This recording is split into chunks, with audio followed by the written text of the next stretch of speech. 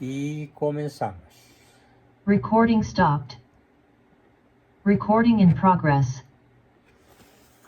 Bien, de acuerdo a lo prometido en el flyer y de acuerdo a la secuencia que hemos venido realizando en estas últimas semanas, en búsqueda de convertirnos en la mejor versión de nosotros mismos, vale la pena siempre repetir el marco teórico y práctico en el cual nos estamos moviendo en busca de ser la mejor versión de nosotros mismos, algo que ejemplifica, algo que enaltece, algo que nos convierte incluso en egregios personajes, es el ser capaces de santificar el nombre de Dios.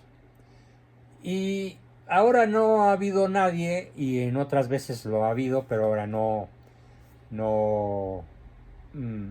ha sucedido así. En algunas ocasiones me han cuestionado: oiga, doctor, ¿y cómo es eso de que santificamos el nombre de Dios? Si Dios ya es el Santísimo, nosotros no le podemos añadir nada.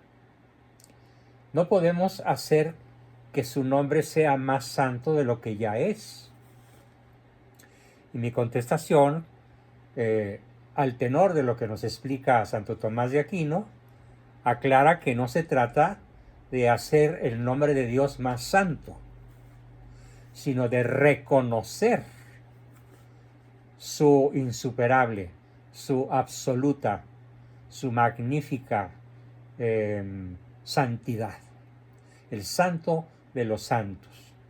Por eso cuando el sacerdote lleva la custodia en alguna procesión, o cuando lleva la Eucaristía en un cáliz tapado muy discretamente con unos ornamentos especiales, se dice: mira, ese sacerdote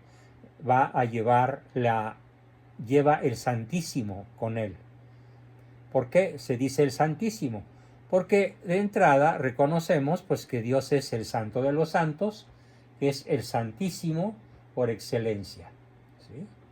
Entonces, vamos a ver qué nos dice Santo Tomás de Aquino acerca de cómo procede a santificar el santo nombre de Dios una persona que quiere lograr ser la mejor versión de su humanidad, la mejor versión de sí mismo, considerando incluso sus limitaciones y disfrutando de sus potencialidades, de sus fortalezas y de sus virtudes. Bueno, pues en esta petición, dice Santo Tomás, en esta petición, santificado sea tu nombre, pedimos que el nombre de Dios se nos revele y se nos haga manifiesto. Es la primera explicación que nos da el Santo de Santos, Santo Tomás de Aquino.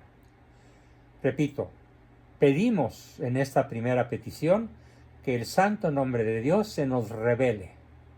No revele de rebelarse, de rebelión, sino revele de revelar con V, como cuando se revela un negativo de fotografía y se nos hace de manifiesto, se nos pone de manifiesto.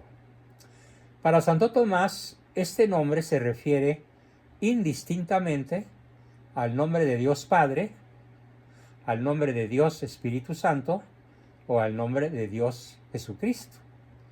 Es un nombre admirable porque obra maravillas en todas las criaturas. Como el mismo Jesús nos lo dice en alguno de los evangelios, se los dice a los discípulos: en mi nombre ustedes echarán demonios, hablarán lenguas nuevas que no conocían, cogerán serpientes en sus manos, beberán un veneno mortal y no les hará daño. La cita es de Mateo 16:17. El nombre santificado sea tu nombre es un nombre, el nombre de Dios, Dios Padre, Dios Hijo, Dios Espíritu Santo. Es un nombre digno de amor, Pues según dice el apóstol San Pedro, no se nos ha dado bajo el cielo otro nombre que pueda salvarnos. Olvídense de cualquier otra entidad mitológica, histórica, humana, angelical, como quieran imaginarla. Repito esta frase formidable: no se nos ha dado bajo el cielo otro nombre que pueda salvarnos, más que el santo nombre de Dios. Y pedimos que se nos manifieste, que se nos revele. Esto está escrito por San Pedro en su epístola, en su carta Hechos de los Apóstoles, capítulo 4, versículo 12. Y bueno, pues qué duda cabe que la salvación es algo que todo mundo amamos. Todo mundo deseamos la salvación, excepto algunos por ahí redentos como los que sucedieron o nacieron y vivieron en aquellas épocas trágicas de la Revolución Francesa o de la Guerra Civil Española, en donde el deporte de los rojos, de los comunistas, era la blasfemia, y clamaban por su condenación, porque ellos adoraban en su locura moral, en su perversidad ética, adoraban al demonio y odiaban a Dios en todas sus manifestaciones y en todas sus acepciones. Y se burlaban incluso de esta frase de San Pedro. Y decían, en vez de decir, no se nos ha dado bajo el cielo otro nombre que pueda salvarnos, ellos decían, no se nos ha dado bajo el cielo otro nombre al que yo pueda odiar más que el nombre de Dios. Frase que se repitió mucho en la Revolución Francesa, se repitió mucho en la época de la Revolución Mexicana y sobre todo en la Guerra Civil Española, probablemente en ese hecho brutal que le costó a España 1 millón de muertos, es donde más se blasfemó del santo nombre de Dios. Y la salvación, pues, es algo que todo el mundo amamos. Así que entonces es un nombre digno, lo voy a decir despacito, de veneración. El santo nombre de Dios es un nombre digno de veneración. ¿Por qué? Pues porque al nombre de Jesús debe doblarse toda rodilla, abro comillas, en el cielo, en la tierra y en el abismo del infierno, como está escrito en Filipenses capítulo 2, versículo 10. El nombre de Jesús debe doblarse, ante el nombre de Jesús debe doblarse toda rodilla, en el cielo, en la tierra y en el abismo infernal. Es un nombre inefable. Ya expliqué en una sesión pasada qué significa la palabra inefable. Significa, lo repito por si alguien no estuvo o no la pescó, significa algo que no se puede expresar con palabras. En efecto, cualquier explicación que demos sobre la inefabilidad, no infalibilidad, inefabilidad de inefable del santo nombre de Dios, toda explicación que demos, incluso la que yo estoy dando en estos momentos a mi querido grupo, es insuficiente para poder expresar todo lo que convendría saber expresar acerca del santo nombre de Dios. ¿Cuándo lo podremos expresar? En toda su magnificencia, en toda su formidable omnipotencia y magnitud, insondable, inabarcable. Lo podremos expresar si nos salvamos en la otra vida, cuando conozcamos a Dios como Él se conoce, cuando poseamos a Dios como Él se posee, y cuando conozcamos y poseyamos la creación entera, tal y como Dios mismo la posee. Entonces, este fue el primer motivo de que sea, pues, santificado sea tu nombre. En razón de la firmeza de Dios, se le llama roca. Por eso cuando Cristo funda su iglesia, le dice a Pedro, tú eres Petro, piedra, y sobre esta piedra edificaré mi iglesia. Y la iglesia ha resistido los embates de 2000 años de combate, de 2000 años de persecución, de 2000 años de traiciones, de 2000 años de calumnias, de 2000 años de ingratitud. Hay una anécdota que me gusta mucho contar cuando toco este tema y que probablemente alguno de ustedes ya escuchó, pero vale la pena repetirla en función de lo que estoy en estos momentos explicando. Cuenta la historia que Napoleón invadió, como todo el mundo sabe, o si se acuerdan de su historia universal, invadió el Vaticano y tomó prisionero al Papa. Y lo tuvo prisionero varios meses. De hecho, murió en prisión el Papa que fue prisionero de Napoleón.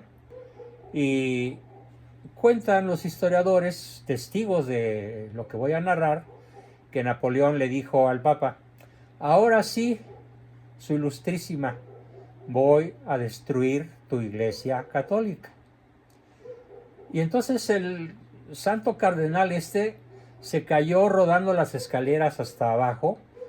De las escaleras ya ven que si han ido alguna vez a la basílica y se han fijado que hay escaños para que se sienten los canónigos y es como, digamos, un anfiteatro en pequeño. Entonces el cardenal rodó hasta el piso muerto de la risa, tapándose la boca y agarrándose la barriga, y Napoleón lo increpó muy enojado diciéndole, ¿y tú de qué te ríes? Y el cardenal le contestó, mira petit homme, mira pequeñuelo hombre, mira homúnculo, me río de lo que acabas de decir. ¿Pero por qué te ríes? Porque si nosotros, los príncipes de la iglesia, los miembros de la iglesia, no la hemos podido destruir en 18 siglos, ¿vas a venir tú, petit homme, a destruirla? Y se siguió riendo el cardenal, y por eso, perdón, el cardenal, y el Papa y todos los cardenales fueron tomados prisioneros por Napoleón en represalia por la burla de la cual había sido objeto. Bueno, interesante. Eso quiere decir que la iglesia es imbatible. Es una roca de una firmeza imbatible.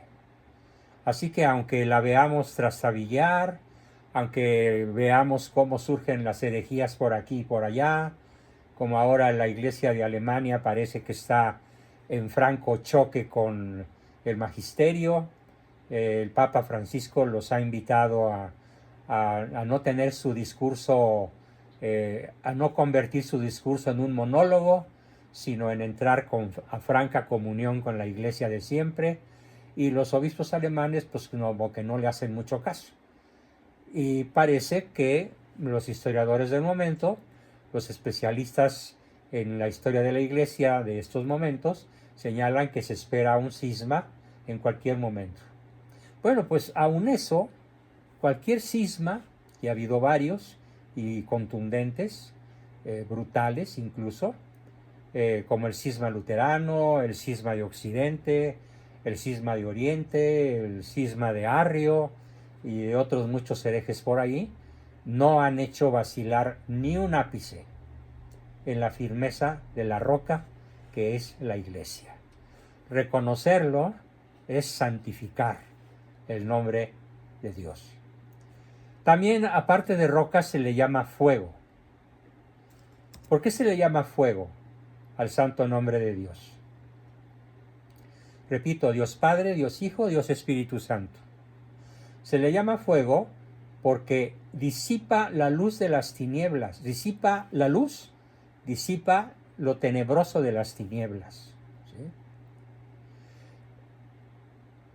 Perdón, cometí un error.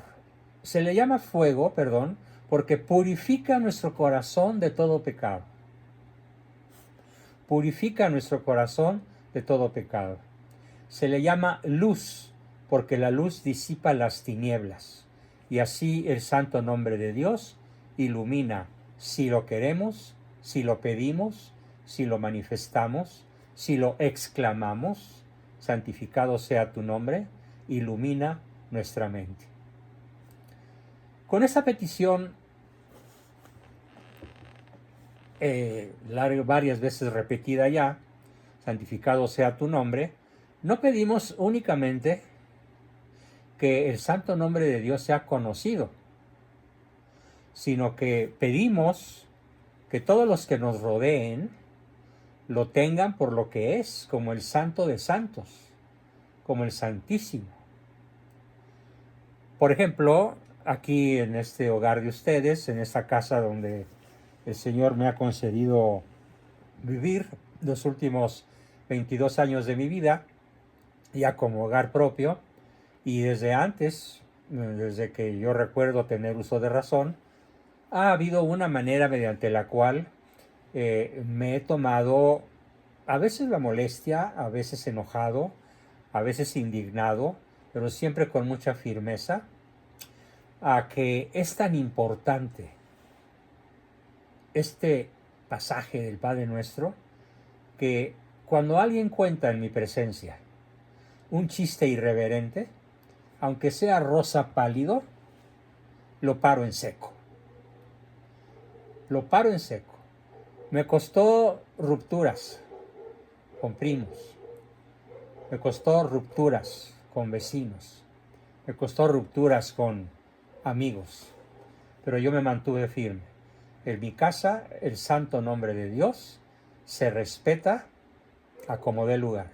Y no se admite ni siquiera una broma, por ligera que ésta sea, sobre algo que es sacratísimo. A eso se refiere Santo Tomás cuando dice que tenemos que actuar de tal manera que quienes nos rodeen, gracias a nuestra verba, a nuestras palabras, a nuestra postura, incluso postura física, que los que nos rodean tengan a Dios por el santo de los santos, que lo reconozcan como tal.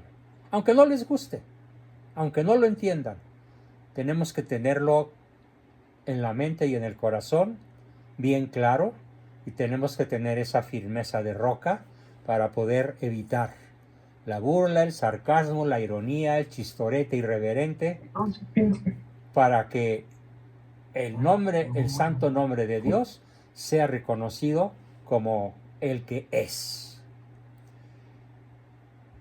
Otra acepción que nos da Santo Tomás sobre el significado de la expresión santificado sea tu nombre, es que al decirlo nosotros, estamos involucrando una característica básica del santo nombre de Dios, y es que es su firmeza, la firmeza del nombre.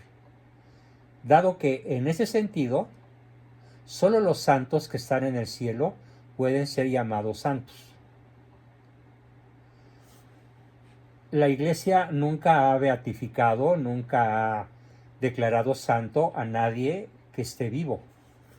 Tiene que tener un determinado número de años muerto y tiene que haber logrado cierta cantidad de milagros infaliblemente verídicos, demostrados como tales. Si no, no hay beatificación. Entonces solamente los verdaderos católicos, los verdaderos adoradores del Santísimo, en la tierra, hay que tenerlo bien claro, en la tierra no puede haber santos, en el sentido absoluto, porque todos estamos sujetos al cambio continuo. La palabra santo puede significar también lo contrario a lo terrenal. Y también puede entenderse como teñido en sangre. La palabra santo también puede entenderse como la persona que fue sujeta al martirio y que por lo tanto, por haber sido martirizada en el nombre de Dios, muere, y en esos momentos la Iglesia lo declara santo, aun cuando no haya una especial ceremonia de beatificación.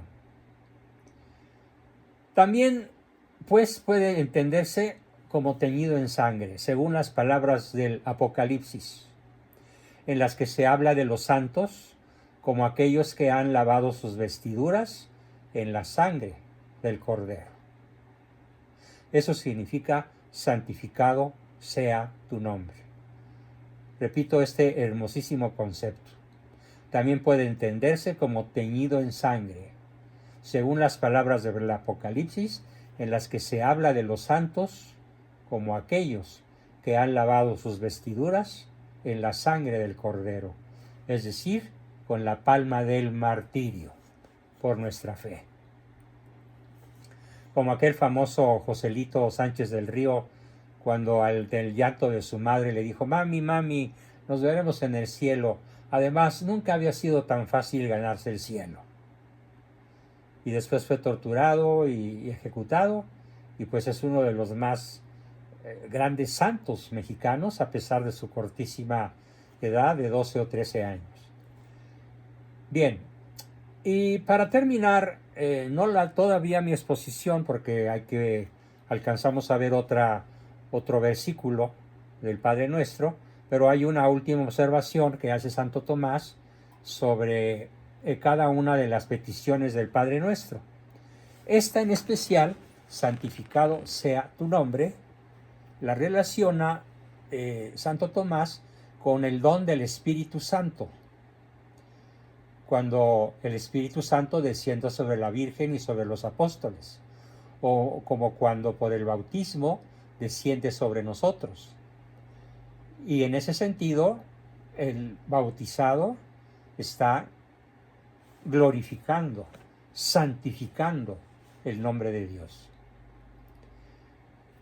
En esta petición también involucra a Santo Tomás de Aquino algo muy, muy interesante, que es el santo temor de ofender a Dios. En la vieja pedagogía en la que crecimos muchos de nosotros, sobre todo los que ya pasamos la barrera de los 75 u 80, nuestros abuelos, nuestras nanas, nuestros tíos, por fortuna no mis padres, cometieron un error muy grave. Y el error muy grave, que probablemente alguno de ustedes escuchó en su niñez, fue confundir el miedo a Dios con el santo temor de ofender a Dios, que no es lo mismo. Entonces, muchos niños de mi generación crecieron con el miedo a Dios, con el temor a Dios. Eso no glorifica a Dios. Eso no es coherente con santificado sea tu nombre. No. Lo que realmente queremos decir con el santo temor de ofender a Dios es que tenemos temor a ofenderlo. Como cualquiera de nosotros cuando ama a una persona verdaderamente, contradíganme si estoy en un error, pero estoy seguro de decir verdad. Cuando amamos verdaderamente a alguien, tememos ofenderla. Y nos cuidamos muchísimo para que nuestras palabras, nuestro lenguaje corporal, nuestras acciones, nuestras peticiones, nuestras observaciones, no la ofendan, no la lastimen, porque tenemos temor de ofenderla, a esa persona amada. Bien, en el mismo sentido, santificado sea tu nombre quiere decir que proclamamos que tenemos el don del temor a ofender a Dios. Y finalmente, dentro de esta acepción de santificado sea tu nombre, Santo Tomás nos entrega una última explicación, diciendo que esta frase de santificado sea tu nombre se relaciona mucho con los dichosos. ¿Y quiénes son los dichosos? Los pobres de espíritu, es decir, lo contrario de los soberbios, lo contrario de los pagados de sí mismo, el que ha logrado realmente ser la mejor versión de sí mismo y por lo tanto tiene lo que se llama pobreza de espíritu, es decir, no un espíritu megalómano, no un espíritu hinchado, sino un espíritu postrado, real y sinceramente, ante la grandeza del Santo de los Santos. Y esta primera bienaventuranza la expresa San Mateo, capítulo 5, versículo 3, diciendo: porque de ellos, de los pobres de espíritu, es el reino de los cielos. Así que los que santificamos el nombre de Dios en este sentido, en el sentido del santo temor de ofenderlo, y en el santo temor, en el don maravilloso, en la virtud extraordinaria de la pobreza de espíritu, podemos tener la certeza de que nuestros serán los reinos de los cielos, el reino de los cielos. Con esto termino la explicación de este versículo, de esta frasecita hermosísima del Padre Nuestro, que se refiere pues a santificado sea tu nombre. Y nos da tiempo para ver la siguiente, antes de terminar mi exposición. En la siguiente frase del Padre Nuestro vamos a encontrar: venga a nosotros tu reino. Venga a nosotros tu reino.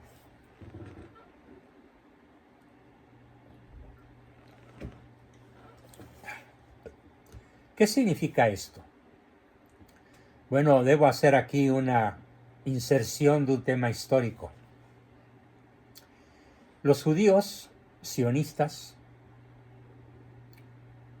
de espíritu grandioso, grandilocuente, megalómano, todo lo contrario de lo que acabo de decir, para ellos no llegó el reino de los cielos, porque para ellos el reino de los cielos era el poder material, el poder militar, el poder económico, el poder político de Israel sobre todas las naciones.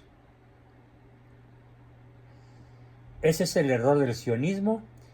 Y bueno, tocando un tema de actualidad de estos momentos, es lo que ha llevado a Benjamín Netanyahu, el premier israelí, y al presidente Biden de los Estados Unidos a negarse al alto al fuego contra Gaza, a pesar de que hay cerca de 2 millones de palestinos que están a unas cuantas horas de morirse de hambre,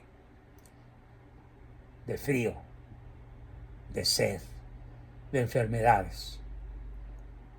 Y Netanyahu ya dijo: no descansaremos, no dejaremos de bombardear, no dejaremos de disparar mientras haya un israelita vivo. Los palestinos tendrán que ser borrados de Gaza. Lo acaba de decir hace 2 o 3 días. Pero lo dijeron hace 2000 años. Y por eso crucificaron a Cristo. Nos esperaban un rey montado en un pollino, ¿sí?, y entrando a la ciudad de Jerusalén, aclamado por las multitudes: Hosana, el que viene en el nombre del Señor. No, ellos no esperaban eso. Ellos esperaban un ejército guiado por el Mesías, capaz de pararle en seco al mejor ejército romano y derrotarlo. Ellos deseaban y anhelaban un redentor material, político, militar, económico, financiero. No esperaban al Salvador de las almas, no esperaban al Redentor de la humanidad. Así que para ellos no brilló, no vino el reino de los cielos. Y desde entonces hasta la fecha, en Israel, nunca ha habido un año continuo de paz. Nunca. En Israel siempre ha habido guerra. Nunca ha habido paz, y mientras Israel no se convierta, conversión que se espera ocurra en los últimos tiempos, seguirá habiendo guerra, seguirá Israel aniquilando a cuanto enemigo, entre comillas, se le ponga enfrente. Ahorita ya tiene enfrente 7 naciones árabes declarándole la guerra, y estamos en un grave riesgo de una conflagración mundial, porque ya dijeron tanto los rusos como los yanquis que no se van a quedar quietos. Rusia por un lado y Estados Unidos por el otro. Esto es justamente el riesgo de no entender que venga a nosotros tu reino. No se refiere a un reino material. Se refiere a ser elevados al orden sobrenatural. Se refiere a vivir de una manera vigente, profunda, inequívoca, el don de la piedad, que consiste en un afecto cariñoso y respetuoso hacia el propio Papá Dios y hacia cualquier persona sumida en la desgracia. Por eso decimos, venga a nosotros tu reino, para que a esas personas sumidas en la desgracia del pecado o en la desgracia de la injusticia de los poderosos, Dios les haga justicia, incluyendo lo material, pero no única ni principalmente.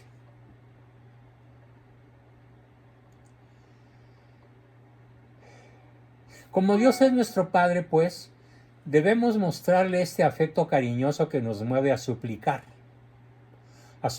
a Él, que venga a nosotros su reino. Hay que suplicarlo.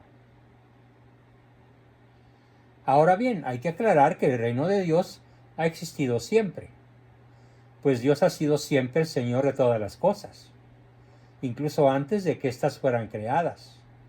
Él ya era el que es, Él ya era Dios, pero todavía no le está sometido todo. ¿Qué es lo que no le está sometido del todo, o incluso para nada? La voluntad humana de hacer el mal. Por eso tenemos que ser explícitos, abiertos, contundentes, clarísimos en decirle, venga a nosotros tu reino, para someternos gozosamente a su exquisito yugo, a su exquisita y maravillosa autoridad, que ante todo es amor y misericordia. Esta venida del reino de Dios a nosotros supone la conversión de todos los pecadores, pero también supone que los pecadores irredentos, los que no se quisieron arrepentir, los que siguen dando muestras de contumacia en el error, y en México tenemos muestras demasiado fehacientes de esto, terribles, los que están aferrados al error, aferrados a la maldad, aferrados a la soberbia, tendrán su justa consecuencia y tendrán muerte eterna. No en el sentido de ser aniquilados, como algunos herejes lo decían por allá a principios del cristianismo, que el infierno consistía en que Dios los privaba del hecho de ser. No.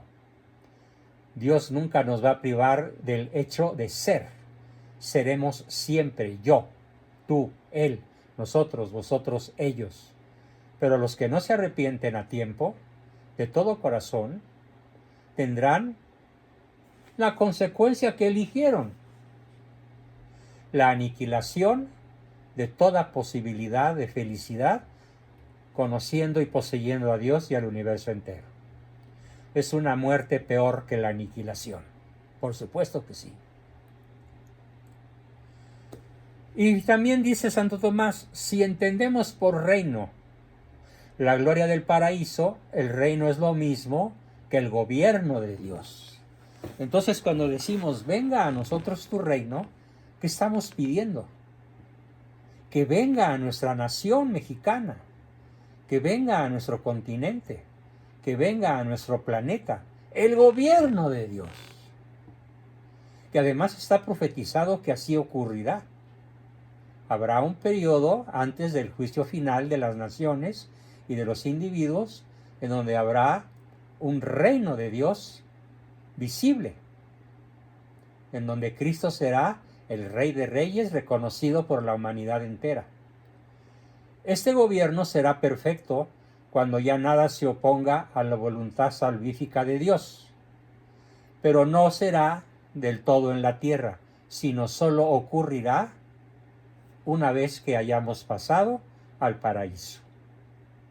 Cuando la humanidad haya dejado de poblar el planeta Tierra y estemos la mayor parte de nosotros, los más posibles, disfrutando del paraíso.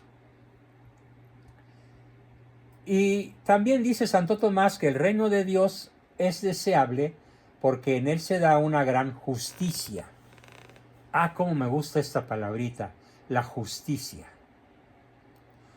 Cuando hace rato leíamos y veíamos los videos con las terroríficas noticias que se derivan de Palacio Nacional, los caprichos de este tirano, de este reyesuelo infernal, y me daba mi esposa un codazo y me decía, pero no te preocupes, mi amor, acuérdate que habrá justicia.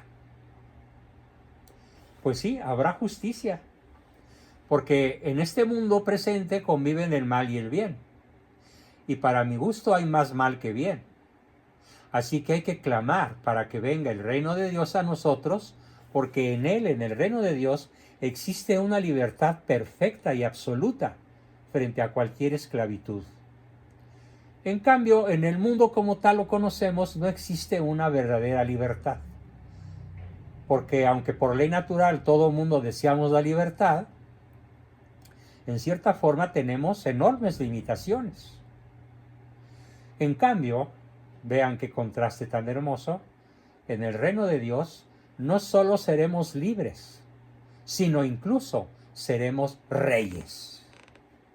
Sí, reyes en el más estricto sentido de la palabra. Esta justicia y esta libertad se deberá a la identificación de nuestra voluntad, de tu voluntad, de todos los que estamos aquí y de todas las personas sobre las cuales podamos influir, para que se cumpla la voluntad de Dios. Eso quiere decir venga a nosotros tu reino. Este reino es igualmente deseable por la maravillosa abundancia que se da en él. Abundancia incluso material, como en el reinado de Cristo en la tierra cuando eso ocurra. Pues solo Dios puede colmar nuestros deseos, incluso en la más honda de las miserias materiales o incluso corpóreas. Por otra parte, cuando pedimos la venida del reino de Dios, estamos suplicando que no sea el pecado quien reine en nuestro mundo. Venga a nosotros tu reino quiere decir que no sea el pecado el que reine en nuestro mundo, que no sean los pecadores los poderosos, sino que sean los justos, los que amamos y proclamamos a Dios, al Dios de la misericordia y al Dios de la justicia, quienes poseeremos el paraíso y regresaremos a la tierra en cuerpo y alma a disfrutar de ella, porque será toda la creación, no solo la tierra, un inmenso e interminable paraíso. Esta petición también se relaciona con la bienaventuranza que proclama dichosos a los mansos, no a los mensos, a los mansos y humildes de corazón. Porque si deseamos que sea Dios realmente el Señor de todos, venga a nosotros tu reino, renunciamos a todo deseo de venganza. Probablemente a mí es una de las cosas que más trabajo me cuesta prescindir. Del mal pensamiento de la venganza contra los que han destruido mi patria. No. Después de un combate espiritual interior que a veces dura horas, a veces minutos, a veces segundos, finalmente digo, si yo digo que venga el reino de Dios, que estoy deseando entonces que realmente el Señor sea el Señor de todos. Y al desear que el Señor sea el Señor de todos, me obliga a renunciar a todo deseo de venganza. Si espero la gloria del paraíso, no nos preocupemos pues por las cosas del mundo. Y si pedimos que Dios y Cristo reinen en nosotros, debemos de ser mansos, porque el mismo Cristo fue manso y humilde de corazón hasta su muerte. Bien, pues justamente en el minuto 40 y cachito termino mi exposición para dar paso, como siempre, a sus preguntas, comentarios, opiniones, aportaciones, etc. Permítanme un segundo, por favor. Recording stopped. Recording in progress.